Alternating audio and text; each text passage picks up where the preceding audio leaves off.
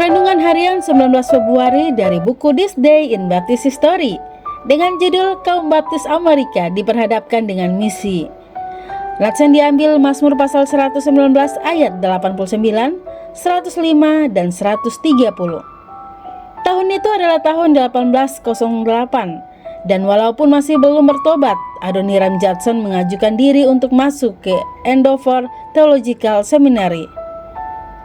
Judson dengan bahagia diselamatkan pada bulan September dan mengkhususkan dirinya untuk pekerjaan pelayanan Kristen. Sebelum tahun pertama masa latihannya selesai, Judson membaca sebuah khotbah berjudul Bintang di Timur. Dan pada bulan Februari 1809, ia memutuskan untuk menjadi seorang misioneri. Peristiwa-peristiwa kemudian terjadi dengan cepat karena pada bulan Juni 1809, ia bertemu dengan Anne Hasseltine yang akan menjadi istrinya. Pada bulan September 1811, ia ditugaskan sebagai seorang misioneri. Pada tanggal 5 Februari 1812, ia dan Anne menikah. Pada tanggal 6 Februari, ia ditabiskan sebagai seorang pelayan gereja kongregasional. Dan pada tanggal 19 Februari, pasangan tersebut naik kapal karavan menuju Kalkuta, India. Bulan madu mereka dihabiskan di perjalanan panjang tersebut yang berakhir pada tanggal 17 Juni saat mereka tiba setelah perjalanan yang sangat menyenangkan. Namun perubahan-perubahan besar terjadi atas pasangan muda itu di atas kapal. Karena Judson memperkirakan akan ditempatkan di daerah yang berdekatan dengan William Carey dan misioneri-misioneri Baptis Inggris lainnya. Terbayang dalam pikirannya bahwa mungkin suatu hari ia harus mempertahankan posisinya mengenai subjek baptisan. Dan oleh karena itu ia memulai sebuah penyelidikan yang menyeluruh mengenai subjek itu di dalam Perjanjian Baru sesuai dengan teks bahasa aslinya. Ia terheran-heran atas apa yang ia temukan dan setelah sebuah pergumulan panjang, ia menganut posisi kaum baptis. Demikianlah pada tanggal 6 September, Adoniram dan Anne diselamatkan di gereja baptis di Kalkuta. Di kemudian hari Anne menulis kepada seorang teman berkata, "Demikianlah temanku yang terkasih Nancy. Kami diteguhkan sebagai kaum baptis, bukan karena itu adalah keinginan kami, tetapi karena kebenaran memaksakan kami. Kami merasa kami sendirian di dalam dunia, dengan tidak ada teman kecuali satu sama lainnya. Tidak ada seorang pun yang dapat kami andalkan kecuali Allah." Tetapi izinkan saya mengutip dari surat penjelasan yang dikirim oleh Adoniram Judson kepada gereja atau kongregasional ketiga di Plymouth. "Saya tahu saya telah dipercik ketika bayi dan bahwa hal ini dipandang sebagai baptisan. Tetapi di seluruh perjanjian baru saya tidak dapat menemukan apapun yang menyerupai percikan dalam hubungan dengan ordinansi baptisan.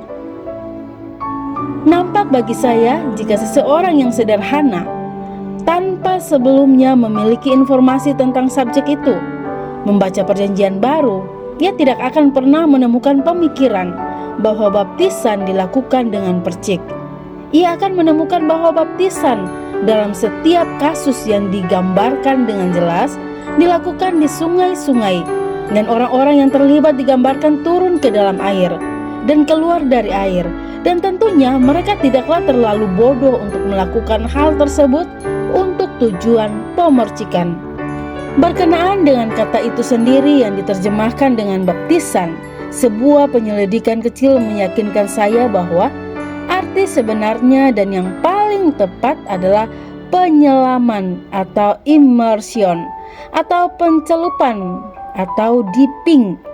Dan walaupun saya banyak sekali membaca mengenai subjek itu, saya tidak dapat menemukan bahwa ada satu orang pun paedobaptis atau pembaptis bayi yang dapat menunjukkan sebuah contoh dari penulis Yunani manapun yang mengartikannya sebagai pemercikan atau hal lainnya selain penyelaman, kecuali dalam beberapa penerapan kiasan yang tidak dapat dengan adil diperhitungkan dalam kasus ini.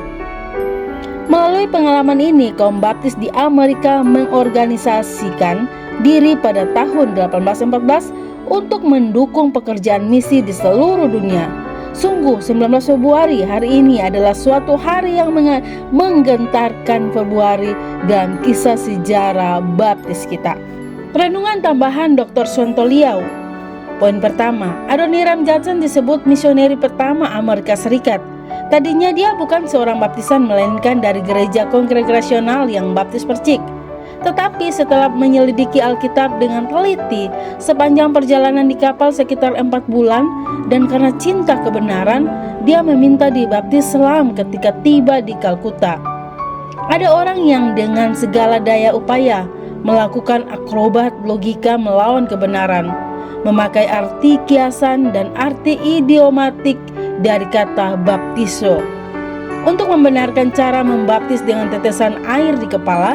Berarti betapa bodohnya Filipus dan sida-sida yang menunggu sampai di tempat ada air dan turun ke air untuk melakukan baptisan, jika bisa dilakukan dengan beberapa tetes air dari persediaan minumnya. Poin kedua, pedobaptis atau pembaptisan bayi sama sekali tidak ada dasar Alkitabnya.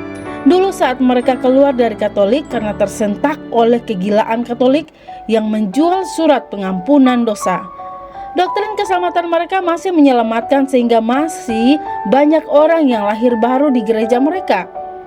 Mereka yang sekalipun dibaptis saat bayi namun bisa lahir baru oleh banyak khotbah penginjilan. Setelah akil balik, maka mereka cinta kebenaran seperti Judson dan istrinya. Sekarang sulit ditemukan orang yang sungguh lahir baru di gereja demikian karena kekacauan doktrin dasar kekristenan pada mereka semakin hari semakin parah. Poin ketiga, Judson dan istrinya tentu secara manusiawi jauh lebih baik jika mereka tetap sebagai misioneri gereja kongregasional karena dapat tunjangan yang cukup. Mengapakah mereka sampai di Kalkuta meminta dibaptis ulang?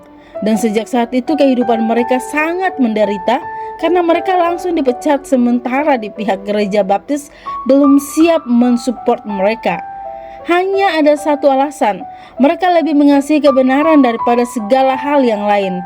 Tuhan sangat mencari orang seperti Adoniram Judson dan istrinya yang berani ikut kebenaran walau tinggal sendirian. Tahukah Anda bahwa menurut Alkitab, Yesus tidak disalibkan pada hari Jumat? Carilah kebenaran jika Anda sungguh cinta kebenaran. Demikian renungan hari ini bersama saya Lina Dadi. Tuhan Yesus menyertai dan Maranatha.